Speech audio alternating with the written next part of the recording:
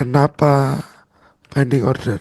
Masalah pertama, kita tidak harus di depan chart terus. Ini Bu, Ya, kita nggak perlu nunggu nunggu harga itu dipantengin gitu, nggak perlu Bu. Karena kita sudah PO. Karena pending order ini sudah meliputi entry lalu exit. Entry exit ini sudah berbicara resiko dan reward. Ini loh Bu yang jadi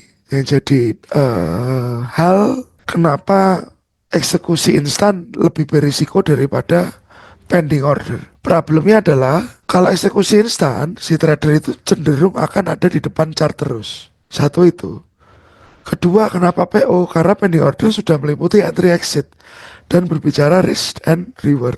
Lalu, jika instan eksekusi, nah yang jadi pertanyaan kadang-kadang, apakah entry tersebut sudah ada alasannya? Nah ini Bu. Seringnya orang yang instan eksekusi bisa jadi reasonnya itu kurang kuat. Dari alasan kenapa entry, dari alasan berapa risikonya. Seringnya yang dia lakukan atau mereka lakukan, entry dulu, resiko dipikir di belakang Bu. itu saya Sering ya Bu kejadian itu ya Bu ya. memang Resiko dipikir di belakang. Nah misalkan Bu, kita mau snorkeling di laut Bu. Kita mau snorkeling tapi kita nggak prepare. Resikonya nggak kita pikir. Nah kalau resikonya ini nggak kita pikir, otomatis waktu kita snorkeling ya kan jadi masalah kan Bu.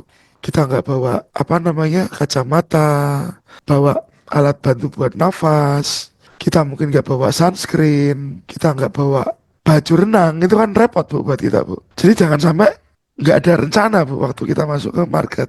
Karena sama aja kita pergi ke sebuah tujuan tapi nggak bawa bekal Bu. jadinya takut. Apa Bu? Jadinya takut namanya Iya nggak. jadinya takut karena nggak tahu batasan risiko berapa Bu. Kayak kejadian yang kemarin Ibu di Bitcoin itu kan, Ibu masuk sekian ribu dolar, Mhm. tapi karena nggak belum bisa memanage risiko ya akhirnya hal yang buruk yang terjadi. Ya harapan saya sih itu nggak terulang lagi sih Bu. Cuman kembali lagi tradernya. Kalau menurut Ibu bagaimana? Kita nggak sudah tahu juga. Maksudnya untuk hal itu tuh mestinya sudah tahu. Saya sudah tahu, tapi nggak bisa menahan diri. Hmm, Ya, betul gitu. menahan dirinya itu yang berat Bu.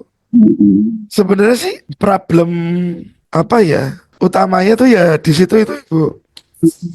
Berarti kalau 50 US itu sekali entry itu 0,01 ya, Mas Niken. Jangan Bu, tetap harus hitung Bu. Pakai forex kalkulator Bu. Oh iya sih itu betul. Kok lupa? Harus dihitung pakai forex kalkulator Bu. Misalkan begini, ini kan ada area entry yang untuk gambaran semalam ya Bu ya. Saya coba cari forex kalkulator. Di sini saya harus cari dulu Bu. Currency pair apa? NZD US dollar. Akun currency-nya US dollar. Balance-nya berapa? Anggap aja 5.000 ya Bu ya. Risk yang mau saya pakai itu adalah 2%.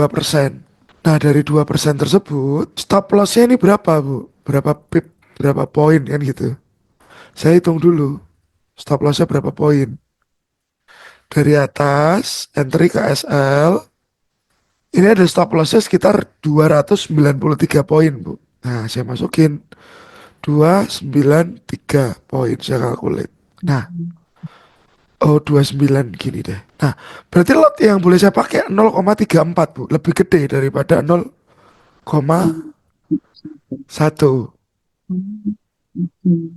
Jadi lot yang saya gunakan di sini 0,34, Bu. Memang kendalanya trader dimanapun itu pasti menahan diri. Itu memang paling susah, paling berat. Paling susah, paling berat. Cuman kalau kita bicara tentang menahan diri, sebenarnya lebih ke ngerefleksi sih Bu. Apa sih yang akan kita kejar dengan hal-hal yang impulsif seperti itu Bu. Dalam arti kalau kita mau bisa konsisten, kita pasti harus mengorbankan sesuatu. Misalkan gini, nyuwun sewu Bu Christine. Bu Christine ini usia berapa Bu? 54, Mas. 50. 54, Oh 54. 54 ya Bu. Nah anggap aja begini, perjalanannya ibu dari kecil sampai usia sekarang itu kan eh, pasti banyak hal-hal yang harus dikalahkan untuk ibu mencapai posisi sekarang ya bu. Misalkan ini, sewaktu dulu perjalanan ibu mau beli rumah, beli mobil, beli aset atau apapun, itu kan kita mesti menahan diri bu, Ya. menahan diri untuk nggak Hmm. spend money terlalu besar. Ini saya nggak menggurui loh bu, ini kita Enggak, refleksi aja ya bu. kan benar. Gak apa-apa, santai Mas Mika. Siap bu. Ya saya anggap eh ibu sudah kayak teman saya sendiri lah. Iya. Jadi kita bicaranya ya apa adanya dan yang saya pikir itu harus saya sampaikan ya harus saya sampaikan bu. Jadi Apa, Mas? Hmm. siap. Misalkan kita mau mau beli rumah atau aset atau something yang butuh kapital besar. Mau beli rumah, beli aset atau something yang butuh kapital itu gede. Kita kan pasti harus berupaya lebih. Untuk apa? Menahan diri. Yang dilakukan biasanya apa? Turunkan lifestyle. Di sini apa yang kita perbuat? Mungkin kita akan banyakin nabung, Bu. Dari sini, ibu kan sudah pernah bisa melakukan hal ini sampai di posisi sekarang. Ini diaplikasikan ke dunia trading. Saya berbicara ini terhadap ibu yang sudah matang ya usianya, ini akan lebih gampang daripada saya berbicara ini kepada anak-anak yang masih umur 20, 30 Bu.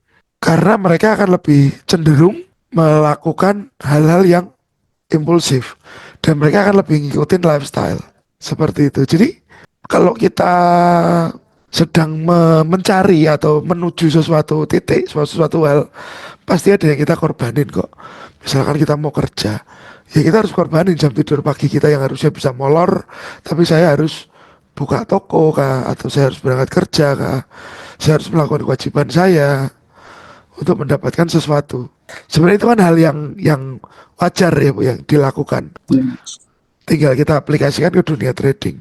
Apalagi ibu sudah pernah tahu, ibu sudah pernah merasakan hasil trading kan. Maksudnya proyeksinya ke depan itu peluangnya seperti apa ibu sudah tahu.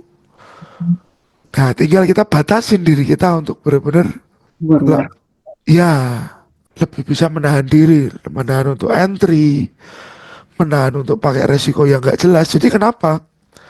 Kenapa sih kita harus sudah bikin plan lalu hitung lagi biar kita tuh nggak terlalu cepat masuk keluar itu loh Bu. Hmm. Kalau kita terlalu cepat masuk keluar itu kan jadi masalah juga. Open posisi PO atau apa itu mesti di H4, H1 atau yang kecil-kecil menit-menit. Saya lebih seringnya Bu, time frame besar. Hmm. Jarang di time frame kecil-kecil karena saya sendiri menyadari kalau time frame kecil-kecil itu membuat saya impulsif Bu. Hmm. Jadi memang saya sudah tahu esensinya seperti apa, cuman saya tetap punya kelemahan, saya menyadari itu. Jadi better saya menghindari time frame kecil. Better, Hmm. Kalau time frame besar itu kalau selama di bawah naik turun itu tuh nggak masalah ya, Mas, apa namanya yang sudah kita hitungkan itu yang tadi kalkulator itu iya Bu, nggak dengan masalah. nggak masalah ya. Oke, oke. Karena kan kita sudah tahu Bu, risknya berapa? 100. Dari Hmm. modal kita berapa? 5.000. Oh, oh. Risknya kita cuma 100 Bu, dari modal kita 5.000. Hmm. Anggap aja gini Bu, Ibu punya free money 1 miliar Bu Christine. Hmm. Ibu punya free money 1 miliar. Lalu saya bicara sama ibu, Bu, saya butuh uang nih buat bisnis saya. Nilainya 1 miliar juga. Lalu saya bilang, Bu, saya bisa dong dipinjami 1 miliar. Kira-kira apakah ibu kasih pinjam saya 1 miliar? Enggak, Nggak mungkin kan Bu. ya. Ini sama dengan stop loss Bu. Hmm. Mungkin ibu kasih pinjam saya berapa? Ya 1%. Hmm. 10 juta boleh lah tak pinjami. At least dengan ibu membuang 1 juta, 1% itu atau 10 juta, ibu masih punya 99% lagi. Betul ya Bu? Benar. Kehidupan ibu tidak terganggu, psikologis ibu tidak terganggu, Ini benar banget, Mas. Benar. ibu bisa tidur nyenyak, Ibu nggak kepikiran nanti kalau ketemu Megan saya mau emosi, tapi kok teman saya.